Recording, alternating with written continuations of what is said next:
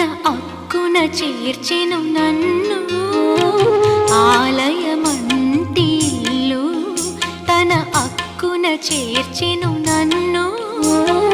ఆ ఇంటికి నువ్వు దీపము నా కంటికి నువ్వు జీవము మూసిన తలుపులు తీసి